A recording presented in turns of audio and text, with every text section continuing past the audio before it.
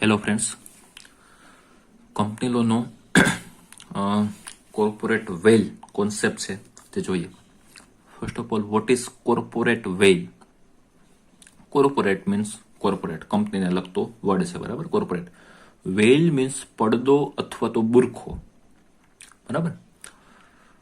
Company છે, બરાબર, તે આર્ટિફિશિયલ પર્સન છે, સેપરેટ લીગલ એન્ટિટી છે. તે આપણે કંપનીના કેરેક્ટરિસ્ટિક્સમાં છે તે જોઈ ગયા, બરાબર.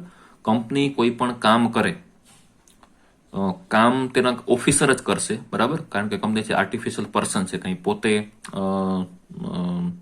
જીવંત વ્યક્તિ માણસની જેમ નથી, બરાબર. એટલે તે આર્ટિફિશિયલ પર્સન છે, તેના વતી કંપનીના પ્રમોટર છે, તેના ડિરેક્ટર છે, તેના એમ્પ્લોય છે, તે બધા કામ છે તે કરતા હશે, બરાબર. પણ તે કંપની વતી કામ કરે છે, એટલે આ લોકો જે કંઈ પણ કામ કરે તો તેની માટે લીગલી છેલ્લે રિસ્પોન્સિબલ છે તે કંપની હોય, જે તે મેમ્બર નહીં, જે તે ઓફિસર નહીં, બરાબર.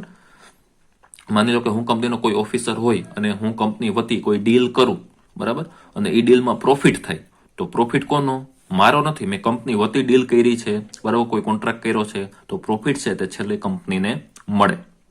હવે લોસ જાય, બરાબર, બધા કેસમાં કંઈ પ્રોફિટ ન થાય. મેં કંપની વતી કોઈ કોન્ટ્રાક્ટ કર્યો, કોઈ ડીલ કરી થર્ડ પાર્ટી સાથે, બરાબર, અને લોસ ગયો, તો તે લોસ મારો પર્સનલ નથી, બરાબર. હું કંપનીનો ઓફિસર છું, કંપની વતી, કંપનીના ઓન બિહાફ ઓફ કંપની મેં આ ડીલ છે, કોન્ટ્રાક્ટ છે તે કર્યો હતો, બરાબર. તો આ લોસ છે તે કોણ ભોગવશે, બેર કરશે? કંપની, બરાબર. એટલે કંપની વતી આ બધા ઓફિસર, પ્રમોટર, ડિરેક્ટર, એમ્પ્લોય બધા કામ કરતા હશે, તેના મેમ્બર, બરાબર. પ્રોફિટ લોસ જે કંઈ પણ જશે તે એટ ધી એન્ડ છેલ્લે કંપની છે તે ભોગવશે, બરાબર, કંપની બેર કરશે. રેડી? તો આ કોન્સેપ્ટ છે કોર્પોરેટ વેલનો, બરાબર. કંપનીની આડે એક બુરખો છે, બરાબર, એક પડદો છે. એટલે આ પડદાની પાછળ રહીને કોણ કામ કરતું હશે તે કંઈ જોવાની જરૂર નથી. કંપની, બરાબર, ગમે તે માણસ હશે, તેણે કંપનીના ફેવરને, કંપનીના ઇન્ટરેસ્ટને, કંપનીના હિતને ધ્યાનમાં લઈ અને જે તે સમયે જે તે ડિસિઝન છે તે લીધેલું હોય, બરાબર. તો તેની પાછળ પર્સનલી કોઈ પણ વ્યક્તિને લાયબલ બનાવી શકાય નહીં, બરાબર. તો આ આખો કોન્સેપ્ટ છે કોર્પોરેટ વેલનો.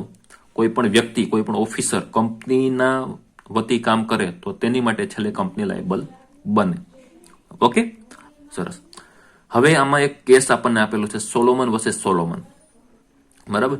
સેકન્ડ સેમેસ્ટરમાં આપણે 7 અલગ અલગ કેસ છે, કેસ સ્ટડી આખા ભણશું, બરાબર. ત્યારે આપણે ડિટેલમાં આખો સોલોમનનો કેસ જોશું, પણ અત્યારે બ્રીફલી કોર્પોરેટ વેલ માટે સોલોમનનો કેસ આપેલો છે તે જોઈએ, બરાબર.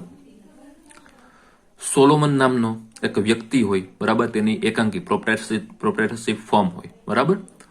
આ પ્રોપ્રાઇટરશિપ ફર્મને તે કંપનીમાં કન્વર્ટ કરે, બરાબર.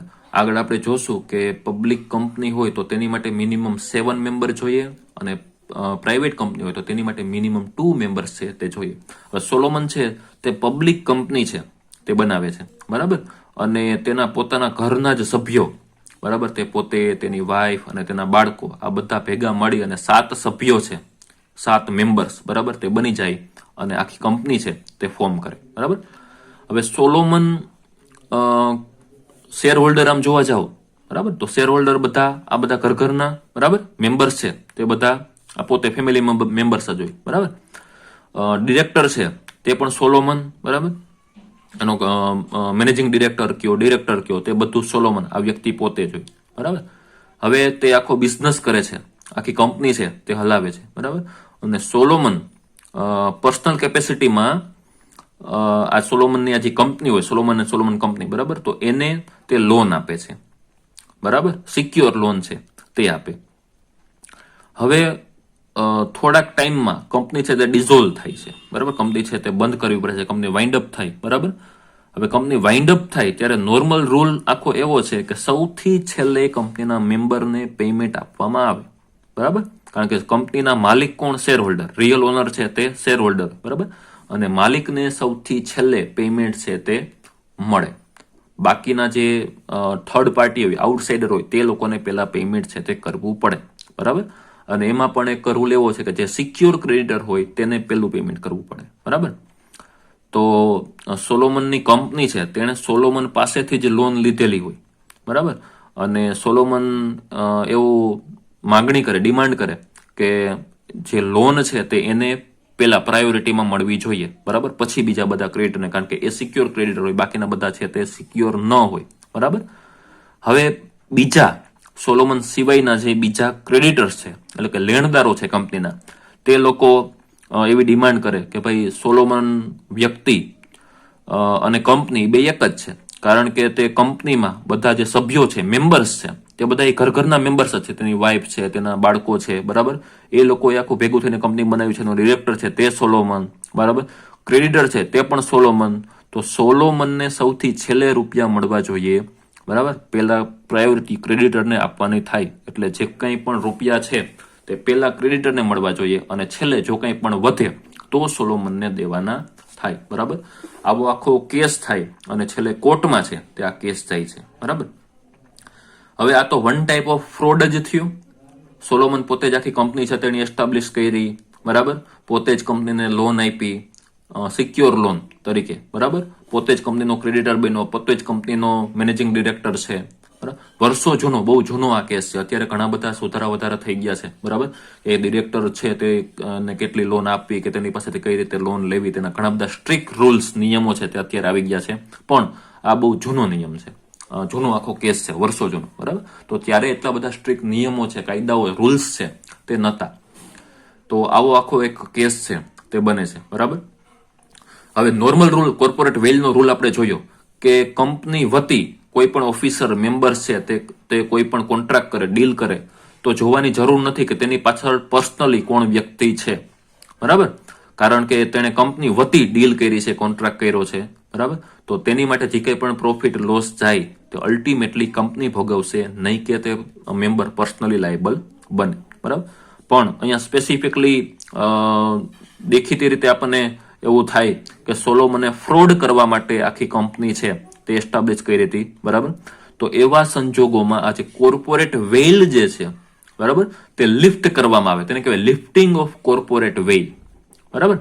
લિફ્ટિંગ મીન્સ આ પડદો હટાવવામાં આવે અને જોવામાં આવે કે જે કંઈ પણ ફ્રોડ થયું, બરાબર, તે કંપની તો આર્ટિફિશિયલ પર્સન છે, કંપની કંઈ ફ્રોડ કરવાની નથી, બરાબર, પણ તે ફ્રોડ કર્યું તેની પાછળ કઈ વ્યક્તિ પર્સનલી લાયબલ છે આ જોવામાં આવે.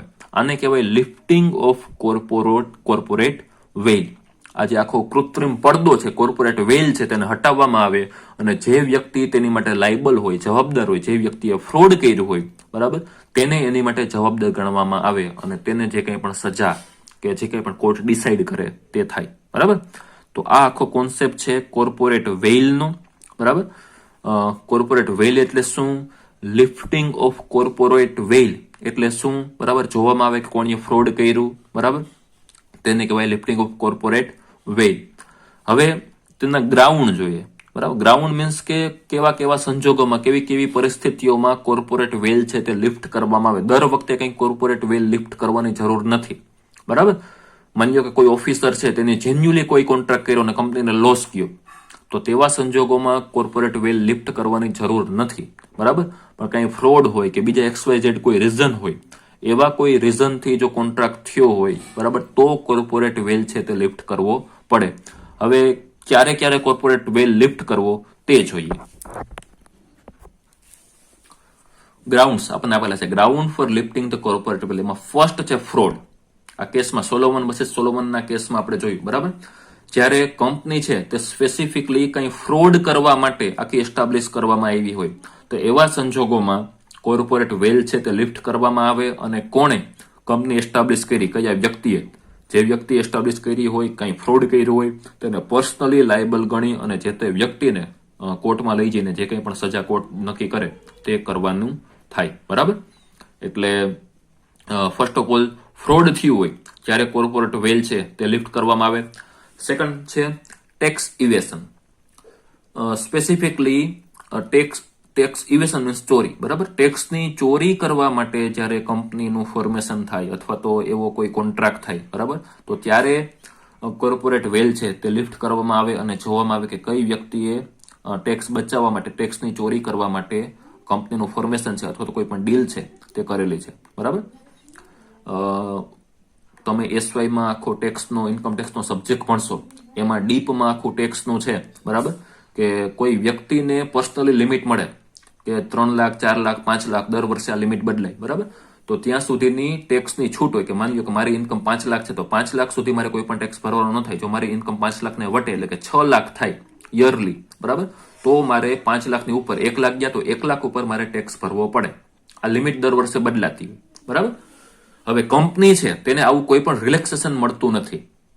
કંપનીએ ડાયરેક્ટલી કંપની 1 રૂપિયો કમાય તો કંપનીએ 1 રૂપિયા ઉપર પણ ટેક્સ ભરવો પડે, બરાબર. હવે માની લો કે હું મારી ઇન્કમ છે તે 10-15 લાખ હોય અને હું કંપનીનું ફોર્મેશન આખું કરું, બરાબર, તો એવા સંજોગોમાં કોર્પોરેટ વેલ છે તે લિફ્ટ કરવામાં આવે. હવે ટેક્સમાં એવી સિસ્ટમ હોય કે માની લો કે 5 લાખ સુધી કાંઈ ટેક્સ નહીં વ્યક્તિગત, બરાબર, પર્સનલી.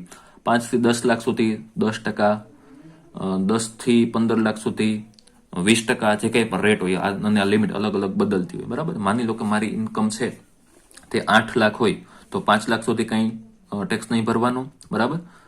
5 લાખથી ઉપર મારી પાસે 3 લાખ ઇન્કમ છે તો 3 લાખ ઉપર 10% મારે ટેક્સ ભરવો પડે, બરાબર. માની લો કે મારી ઇન્કમ છે તે 12 લાખ છે તો 5 લાખ સુધી કંઈ ટેક્સ નહીં. 5 થી 10 લાખ સુધી મારી પાસે ટોટલ 5 લાખ ઇન્કમ થઈ તો 5 લાખ ઉપર 10%, 10 લાખની ઉપર 2 લાખ ગયા, ટોટલ 12 લાખ હોય તો, બરાબર, તો આ 2 લાખ ઉપર મારે 20% ટેક્સ છે તે ભરવો પડે, બરાબર. કંપનીમાં પણ સેમ આવી રીતે અલગ અલગ કંપનીનો પણ લિમિટ છે તે હોય.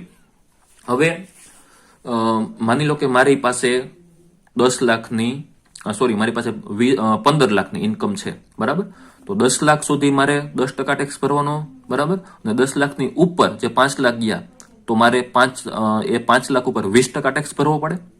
તો હું શું કરું, આ ટેક્સ છે તે બચાવવા માટે, એક પ્રકારનું ફ્રોડ કરવા માટે, ટેક્સ ઇવેશન કરવા માટે હું બીજી એક કંપની ખોલું, બરાબર, અને બેયની ઇન્કમ છે એક કંપનીની ઇન્કમ 8 લાખ બતાવો અને બીજીની ઇન્કમ છે તે 7 લાખ બતાવી દઉં, બરાબર. તો મારે ખાલી 10% 5 લાખની ઉપર કંપનીમાં તો એવું કોઈ રિલેક્સેશન ન હોય, બરાબર, તો 20%ના રેટમાં જે જાતું, બરાબર, કારણ કે 10 લાખની ઉપર જે તો 20% ટેક્સ ભરવો પડે. તો આવું કોઈ પણ ટેક્સ ભરવો ન પડે કારણ કે એક કંપનીની ઇન્કમ 7 લાખ, બીજી કંપનીની ઇન્કમ 8 લાખ, બરાબર. તો ટેક્સનો રેટ જે વધારે જે 20% ભરવાનો થાય તે ભરવાનો થાય નહીં, બરાબર. ઇટ મીન્સ ક્લિયરલી આપણે કંપનીનું ફોર્મેશન કેના માટે કર્યું, કંપની એસ્ટાબ્લિશ કેના માટે કરી, ટેક્સ નું ઇવેશન કરવા માટે, ટેક્સની ચોરી કરવા માટે, બરાબર. તો આવા કોઈ પણ ઇન્ટેન્શનથી ટેક્સ ઇવેશન માટે કોઈ પણ કંપનીનું ફોર્મેશન કરવામાં આવ્યું હોય તો આવા સંજોગોમાં પણ કોર્પોરેટ વેલ છે તે લિફ્ટ કરવામાં આવશે અને તેની પાછળ કોણ માણસ છે તે જોવામાં આવશે અને તેને કોર્ટ છે તે સજા કરશે. મીન્સ કે ટેક્સ ઇવેશન માટે જો કંપનીનું ફોર્મેશન થયું હોય તો કોર્પોરેટ વેલ છે તે લિફ્ટ થાય. ક્લિયર? થર્ડ વન છે public interest hurt due to enemy character. Okay, હવે પબ્લિક ઇન્ટરેસ્ટ એટલે કે જાહેર જે જનતાનો હિત છે, બરાબર, તે હર્ટ થાય, તેને નુકસાન થાય due to enemy character. Enemy character means કે આ એક વોરની સિચ્યુએશનની વાત છે, બરાબર. જ્યારે માની લો કે આપણે નોર્મલી અત્યારે ઇન્ડિયા અને ચાઇના છે તો આપણે વોરની સિચ્યુએશન નથી, બરાબર, લીગલી અમુક કોન્ટ્રાક્ટ છે તે થતા હોય, બરાબર. પણ માની લો કે ઇન્ડિયા અને ચાઇનાનો વોર છે તે ડિક્લેર થાય, બરાબર. હવે ઇન્ડિયાની કોઈ કંપની હોય તેને ચાઇનાની કોઈ કંપની હારે કોન્ટ્રાક્ટ કરેલો હોય તો ત્યારે તે કોન્ટ્રાક્ટ છે તે સ્ટોપ કરી દેવો પડે, બરાબર. જો કંપની કોન્ટ્રાક્ટ સ્ટોપ ન કરે અને કોન્ટ્રાક્ટ કન્ટિન્યુ રાખે, બરાબર, તો કોર્પોરેટ વેલ છે તે લિફ્ટ કરવો પડે કે કોણે કોન્ટ્રાક્ટ સ્ટાર્ટ રાખ્યો, ચાલુ કર્યો. ફોર એક્ઝામ્પલ આપો કે માની લો કે ઇન્ડિયાની કંપની કાંઈ આયરન લોખંડ છે તે ચાઇનાને સપ્લાય કરવાનો કોન્ટ્રાક્ટ કર્યો હોય, બરાબર. હવે માની લો કે વોરની સિચ્યુએશન, એનિમી કેરેક્ટર મીન્સ આખી વોરની સિચ્યુએશન છે એ આખી અરાઇઝ થઈ, બરાબર. તો વોરની સિચ્યુએશનમાં આ સ્ટોપ કરવું પડે કારણ કે શું થાય, જો સ્ટોપ ન કરીએ તો ઇન્ડિયાનું જે આયરન લોખંડ છે, બરાબર, તે ચાઇનામાં સપ્લાય થાય અને ચાઇના તે લોખંડનો આયરનનો યુઝ જે છે તે આપણી સામે જ કરે, ઇન્ડિયા સામે જ કરે, બરાબર.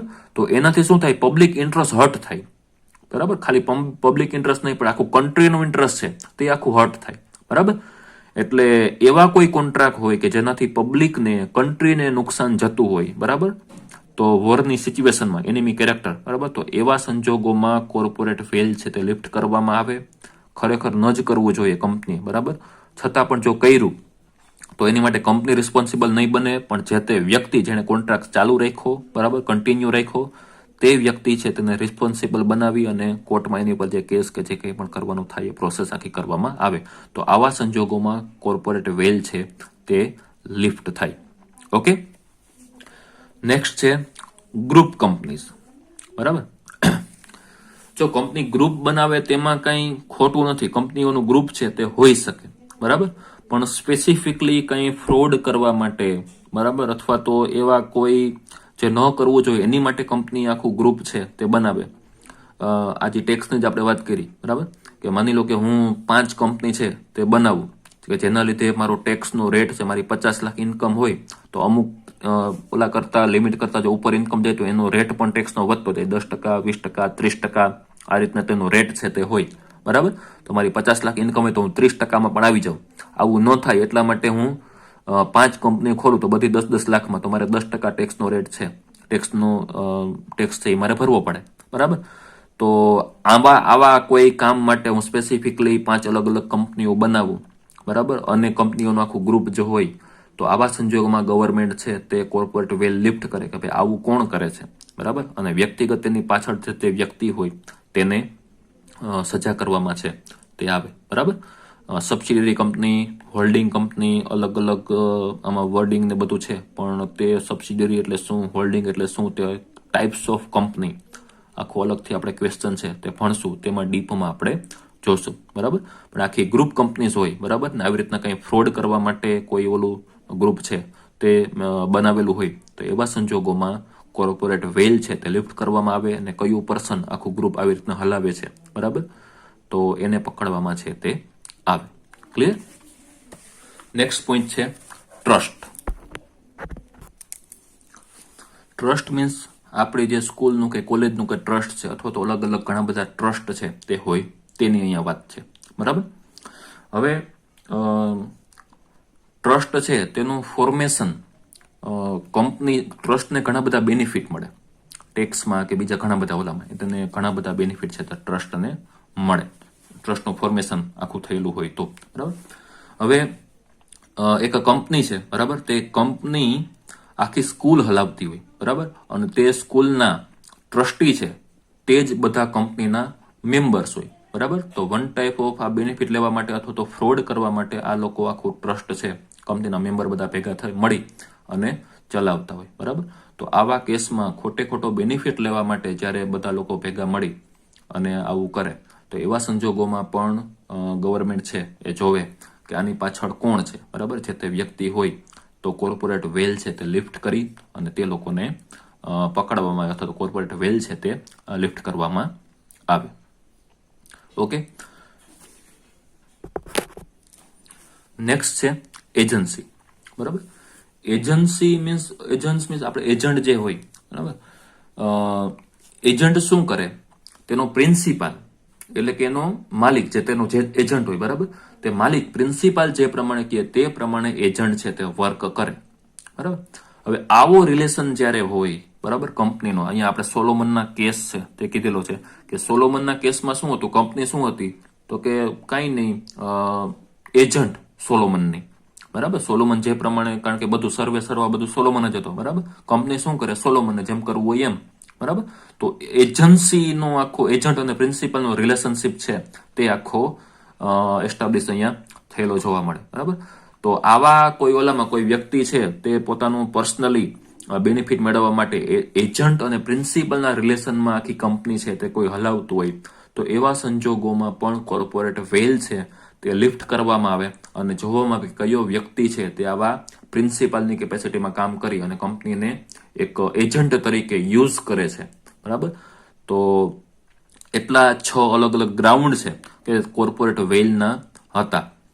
આ 6 ગ્રાઉન્ડમાં આપણને અલગ અલગ કેસ છે તે આપેલા છે. બધા કેસ આપણે અત્યારે યાદ રાખવાની જરૂર અથવા તો તે મેન્શન કરવાની જરૂર નથી. જો તમને યાદ રહે તો ઓકે, ન રહે તો અહીંયા આપણે આ બધા કેસ છે તે મેન્શન કરવાની જરૂર નથી. બરાબર, આપણે કંપની લોમાં અલગ અલગ સેક્શન પણ આપેલી હશે, કલમ, સેક્શન મીન્સ. બરાબર, તો બીકોમ લેવલે સેક્શન પણ આપણે રિક્વાયર્ડ નથી અને તમારા લેવલે તે એક્સપેક્ટ પણ ન કરી શકાય કે તમે સેક્શન ને કેસ ને બધું લખો. જો તમને યાદ રહેતું હોય લખો તો વેલ એન્ડ ગુડ. બરાબર, બાકી ખોટું ક્યારેય ન લખવું. સેક્શન અથવા તો કેસ નો જે તમે રેફરન્સ આપો, બરાબર, અહીંયા સોલોમન એજન્સીમાં આપેલું છે, બરાબર, તો યાદ રહે તો ઠીક છે. આગળના ટ્રસ્ટમાં આપણને એબી નો કેસ આખો છે તે આપેલો છે, બરાબર. યાદ રહે તો કે ન રહીએ તો રેફરન્સ તરીકે ખોટો કેસ મેન્શન કરવાની જરૂર નથી, બરાબર. કરો તો સારું, ન કરો તો ઓકે. તો આ 6 ગ્રાઉન્ડ હતા કોર્પોરેટ વેલ છે તે લિફ્ટ થાય તેના. કાંઈ પ્રોબ્લેમ હોય, ક્વેશ્ચન ક્વેરી હોય તો પૂછજો. Thank you.